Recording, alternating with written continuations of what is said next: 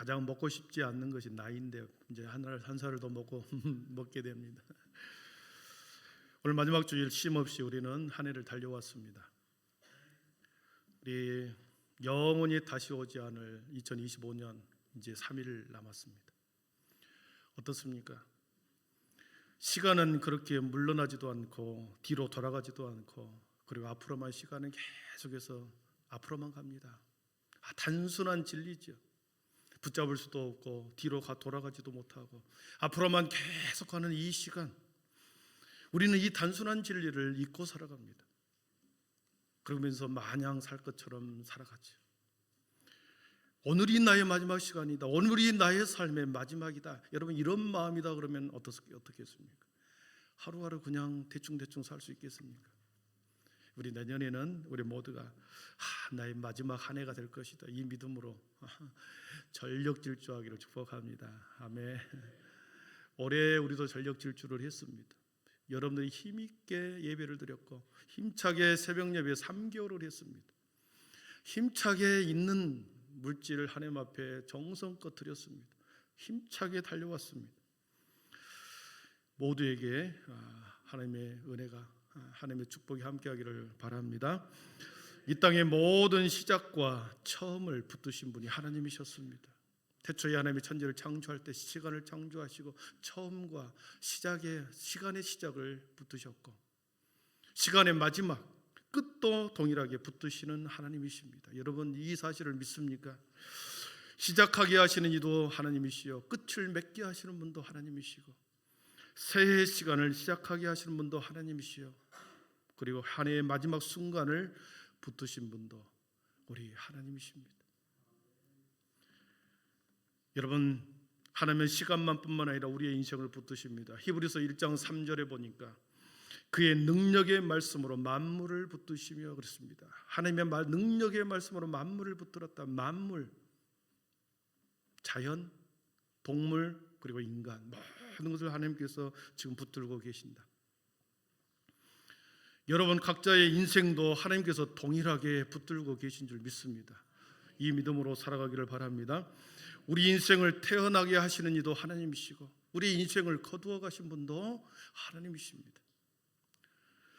하나님이 자신의 계획대로 우리를 세상에 태어나게 하셨습니다. 여러분 보십시오. 세상에 어떤 사람도 자신의 의지로 태어난 사람 없습니다. 내가 이 세상에 꼭 나가야 되겠다 하고 태어난 사람 어디 있겠습니까? 내가 역사적 사명을 띠고 내가 해야 할 일이 있어서 내가 세상에 나가야 되겠다, 그렇게 해서 태어난 사람 어디 있습니까? 하나님께서 우리 모두 각자에게 사명을 담아서 보내어졌기 때문에 보내었기 때문에 우리는 지금 이 시간 보냄을 받은 자의 명령에 따라 사명에 따라 여기에 이렇게 살아가고 있는 줄 믿습니다. 그러기에 우리 모두의 인생은 다 소중합니다. 나도 소중하고 옆에 있는 분도 소중하고 심지어 식물 인갈로 누워있는 병상에 있는 사람도 생명이 있는 한 그는 소중한 분입니다.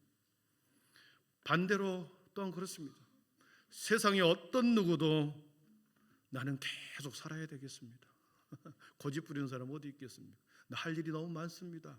내가 해야 할 일이 많습니다. 자식들도 결혼시켜야 하고 돈도 더 많이 벌어야 하고 내가 해야 할 일이 많습니다. 아직 제때가 안 됐습니다. 버티는 사람 어디 있습니까? 하나님이 부르시면 하던 일을 다 멈추고 하나님이 부르시면 사랑하던 사람들을 남겨두고 했던 모든 것들과 관계를 끊고 하나님이 부르시면 가야 되는 거 아니겠습니까?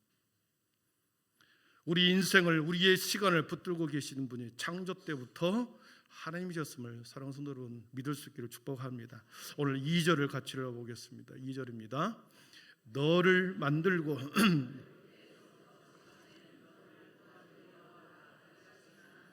너를 모태에서부터 지어낸 너를 도와줄 여호와가 이같이 말하더라. 이 땅이 창조되기 전에 하나님께서는 하나님의 태초에 어머니의 뱃속에 저와 여러분을 하나님께서 이미 지으셨고 그 원대한 하나님의 구원의 계획 속에 저와 우리들이 하나님의 계획 속에 있었다라고 하는 이 사실, 신묘막측한 일입니다. 우주가 창조되기 전에 하나님의 계획 속에 우리가 있었구나, 내가 있었구나. 여러분, 이러한 믿음으로 살아가야 할 줄 믿습니다. 창조 때부터 계신 하나님이 자신의 뜻대로 이 땅의 시간과 공간에 운행하시고, 여전히 하나님의 시선은 그를 보낸 자들에게 하나님의 시선이 초점이 맞춰져 있다라는 거죠. 시편 기자는 139편에서 시편에서 이렇게 7절에서 10절에서 말씀합니다. 같이 읽어봅니다. 내가 주의 영을 떠나 어디로 가며 주의 앞에서 어디로 피하리까? 내가 하늘에 올라갈지라도 거기 계시며 수월에 내 자리를 펼지라도 거기 계시니이다. 내가 새벽 날개를 치며 바다 끝에 가서 거주할지라도 거기서도 주의 손이 나를 인도하시며 주의 오른손이 나를 붙드시리이다. 아멘. 우리 모두는 주님의 시선 속에 있습니다.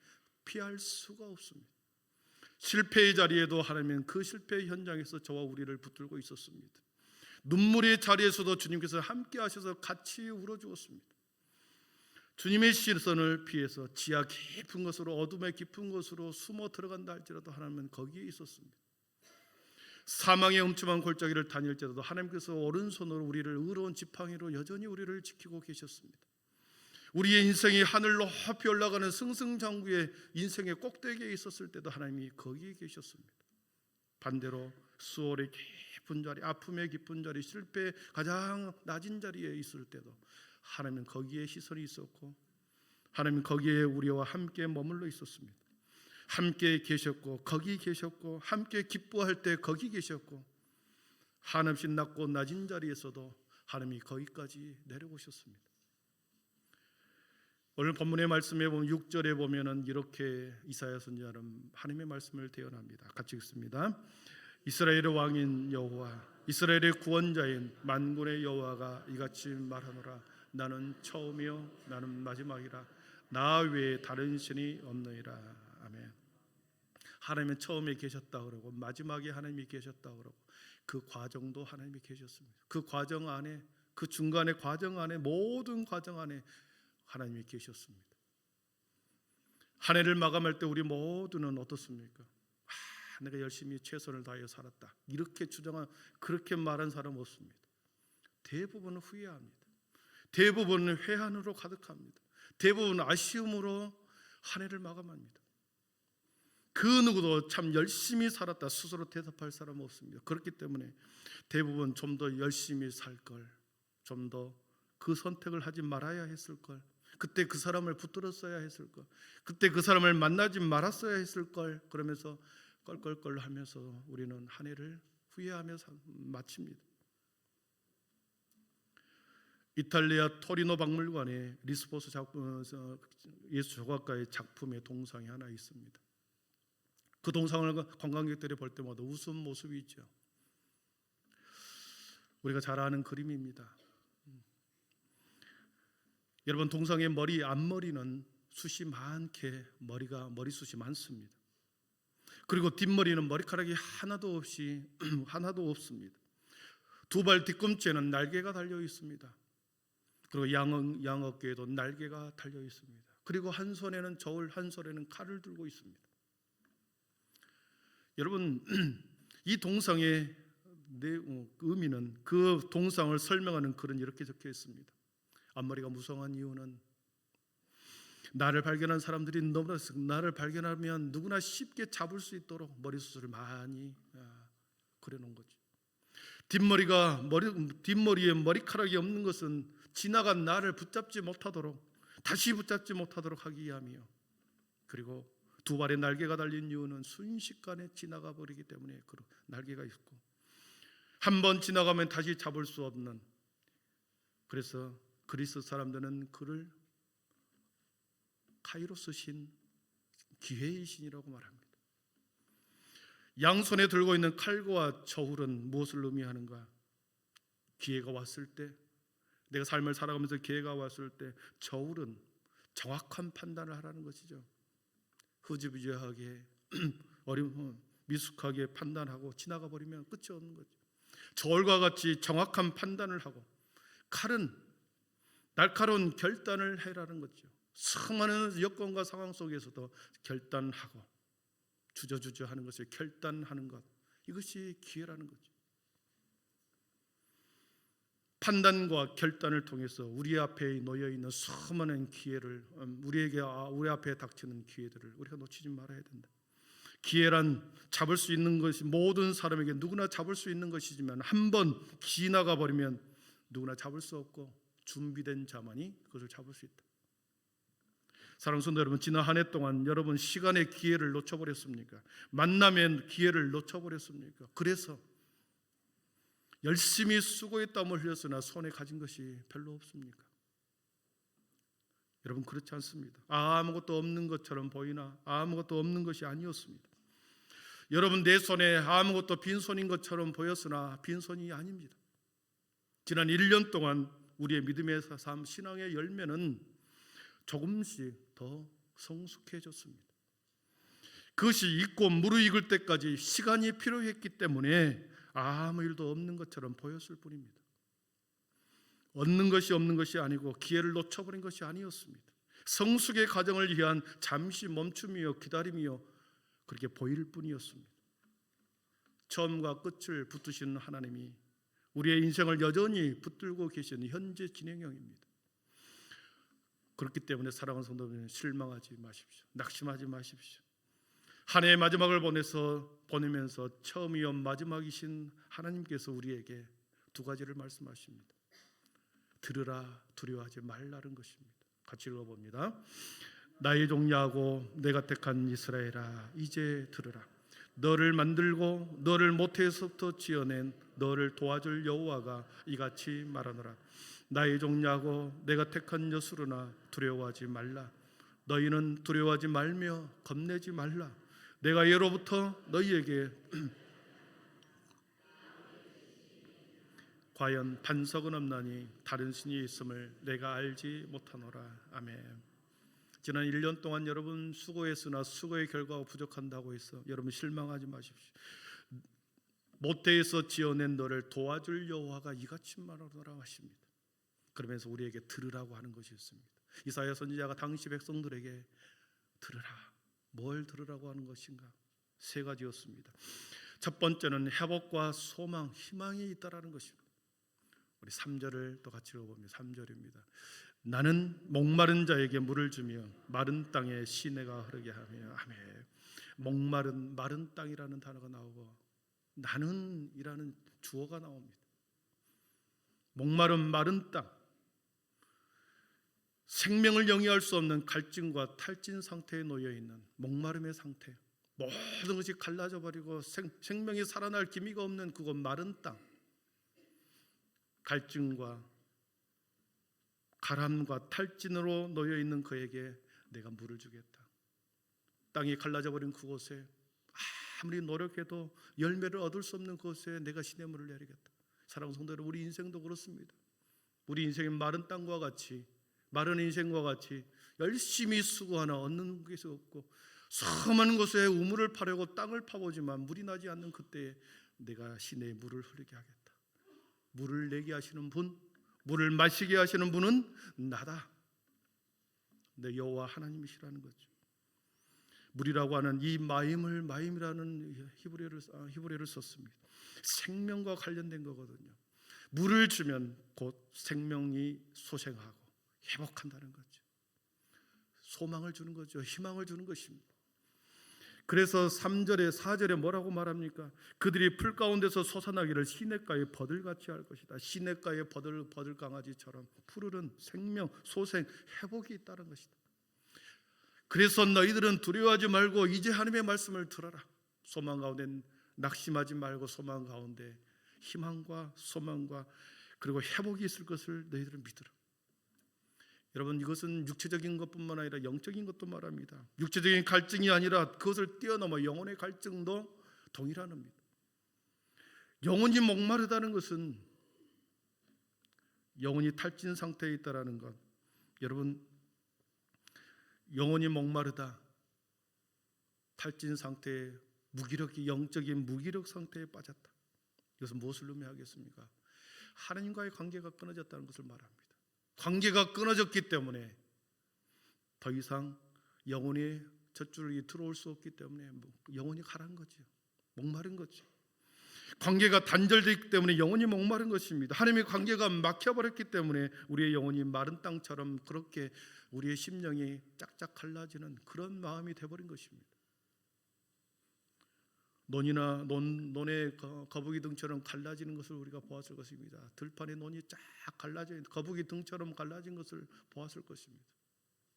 그랬을 때 타고 들어가는 잎들, 줄기를 보면서 아버지가 삽을 들고 물줄기를 터주기만 하면 가둬놓던 물을 삽을 통해서 물기를 터주기만 하면, 물꼬를 터주기만 하면 거기에 물들이 들어가 갈라진 틈으로 물이 들어가고, 지하수를 퍼올려 갈라진 땅에 물을 데워주기만 하면 여러분 소생하는 거 아닙니까? 탈진했던 벼들이 죽어가던 식물들이 살아나기 시작하는 거죠. 사랑하는 성도 여러분, 우리 영적으로 막혀있을 때, 하나님과 우리 사이의 관계를 막혀있는, 영적으로 탈진해 있고 영적으로 무기력해 있을 그때 하나님의 은혜의 단비를 내려서 하나님과 다시 연결해 주기만 한다면, 다시 하나님과 연합과 교제를 하기만 한다면 우리의 가란 영혼이 다시 생기를 얻게 될 줄 믿습니다. 하나님과 다시 교제와 연합된다라고 하는 것은 예배와 기도와 찬양밖에 없습니다. 우리가 하늘의 은혜를 얻는 비결은 예배와 기도와 찬양밖에 없습니다. 그 찬양과 예배와 기도의 물꼬를 터줄 때 우리의 영혼이 점점 살아나고 소망과 회복 가운데 다시 살아나게 된 줄 믿습니다. 그래서 예배와 기도의 회복은 우리의 영혼의 회복을 의미하는 것이고, 예배와 기도와 찬양의 침체는, 실패는 우리의 영혼의 침체와 메마름으로 나타나는 거죠. 그래서 하나님께서 이사야가 말하는 거죠. 들으라, 하나님께서는 소망과 회복의 은혜를 줄 것이다. 사랑하는 성도 여러분, 내년에 여러분의 인생에 이러한 소망과 회복이 있기를 축원합니다. 두 번째로 하나님의 영을 부어주시겠다. 두 번째 들어야 할 것은 하나님의 영을 부어주시겠다. 3절을 다시 읽어보겠습니다. 3절입니다. 나는 목마른 자에게 물을 주며 마른 땅에 시내가 흐르게 하며 나의 영을 내 자손에게, 나의 복을 내 후손에게 부어주리니. 아멘. 나의 영을 내 자손에게 부어주리니, 나의 영을 내 자손에, 나의 복을 내 후손에게 부어주리니. 부어주리는 단어는 앞에 있는 목적어를 2번 수식하는 거죠. 나의 영을 내 자손에게 부어주겠다. 나의 복을 내 후손에게 부어주겠다. 나의 영, 하나님의 영을 부어주시겠다 합니다. 하나님의 영, 르하우, 이 생명을 말합니다. 하나님의 영이 나에게뿐만 아니라 내 자손에게도 부어준다. 나의 영을 내 자손에게 부어주시겠다. 나 때에 끝나는 것이 아니라 계속 너희 후손들에게 나의 영을 부어줄 것이다. 연결하라는 거죠. 연결된다는 거죠. 여러분, 무기력해 있고 우리의 영적으로 탈진해 있었을 때 하나님의 영이, 죽어가는 영혼을 향하여 하나님의 영이 생기가 들어오면 살아나는 것을 에스겔서에서 보여줬습니다. 에스겔을 데리고 마른 뼈가 가득한 골짜기로 에스겔을 데려갔지요. 그러면서 하나님이 묻습니다. 수많은 뼈들이 묻혀있는 곳에, 쌓여있는 그곳에 저 뼈들이 살아나겠느냐 묻습니다. 에스겔이 주 여호와께서 아시나이다 이렇게 답을 하죠. 그 뼈들이 살아날 것인가? 빼짝 말라버린 그 뼈들이 살아날 것인가? 너는 이 모든 뼈에게 대언하여 이르기를, 너희 마른 뼈들아 여호와의 말씀을 들을지어다. 하나님의 말씀을 가지고 에스겔은 그 뼈들에게 대언하기 시작합니다. 마른 뼈들을 향하여 여호와의 말씀을 들어라. 여호와의 말씀을 들어라. 들어야만 그 마른 뼈가 하나님의 말씀을 들을 때 살아난다는 거죠. 로마서 10장 17절을 보니까 믿음은 들음에서 나고 들으면 그리스도의 말씀으로 말미암느니라. 들어야만, 하나님의 말씀, 여호와의 말씀을 들어야만 살아나는 것이죠. 하나님의 말씀이 영으로 우리에게 들려질 때 살아나는 것입니다. 하나님의 영이 우리의 삶과 인생과 교회에 부어주실 때 저희도 살고 교회도 살아나는 것입니다. 내년에 우리 교회에 영적으로 소생하는 은혜가 여기저기에서 충만하게 이루어지기를 축원합니다. 들으라고 하는 것은 그렇게 하시겠다는 것입니다. 너희가 들었냐? 그 약속을 이행하시겠다고 하는 것이죠. 내년에 우리 교회에 하나님의 영이 충만하기를 기대하기를 축원합니다. 세 번째로 하나님의 복을 그의 후손들에게 부어주겠다. 3절을 다시 보겠습니다. 3절에 보면 나의 영을 내 자손에게 나의 복을 내 후손에게 부어주리니 그랬습니다. 나의 복, 하나님의 복이 무엇일까? 5절에 나와 있습니다. 5절에 하나님의 복이 무엇인가? 같이 읽습니다. 한 사람은 이르기를 나는 여호와께 속하였다 할 것이며 또 한 사람은 야곱의 이름으로 자기를 부를 것이며 또 다른 사람은 자기가 여호와께 속하였음을 그의 손으로 기록하고 이스라엘의 이름으로 존귀 여김을 받으리라. 아멘. 하나님의 복이 뭘까? 소속의 복입니다. 하나님께 속한 복, 하나님의 소속의 복. 우리가 하나님 앞에 소속해 있다라고 하는 것이 복이었고 하나님의 이름으로 존귀함을 받는 것이 복이었습니다. 건강하고 물질을 많이 가지고 또 성공하는 것이 복이 아니라 하나님 앞에 속해 있는 소속의 복. 여러분, 누구에게 속해 있느냐에 따라서 신분과 그 대우와 대접이 달라지는 거죠.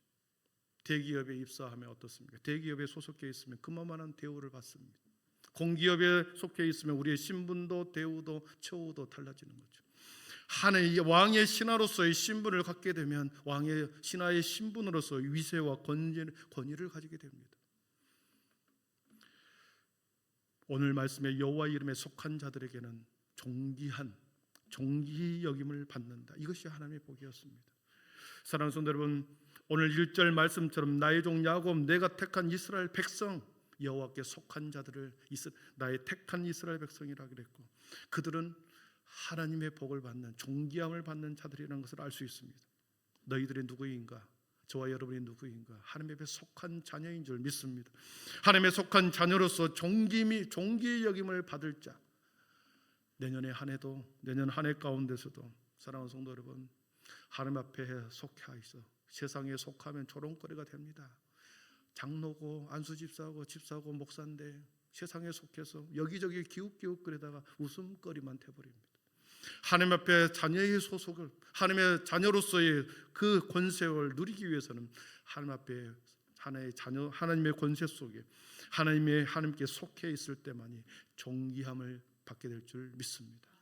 우리가 주님 안에 있을 때 장로님을 보니, 우리가 하나님 앞에 속해 있을 때 권사님을 보니 저렇게 살아가야 되는구나. 옆에 사람들이 감동하지 않겠습니까? 말씀을 정리합니다. 한 해의 끝에 들어야 할 말씀이 있다. 이사야 선지자를 통하여 우리에게 말씀하셨습니다. 시간의 처음과 끝을 붙드시는 하나님, 그 과정을 여전히 붙들고 계시는 하나님, 현재 진행형으로 우리를 붙들고 계신다. 그러면서 반드시 영적인 회복과 소망의 은혜를 주실 것이다. 그리고 하나님의 영을 너희뿐만 아니라 내 후손에게 하나님의 영 생기를 부어 넣어 주실 것이다. 그리고 하나님의 복, 존귀 여김을 받는 복을 너희와 너희 자손에게 주실 것이다. 여러분, 이 기대로 내년 2026년을 맞이하기를 축원합니다. 그러면서 두려워하지 말라 하고 겁내지 말라 하십니다. 힘차게 믿음으로 나아가기를 축원합니다. 기도하겠습니다.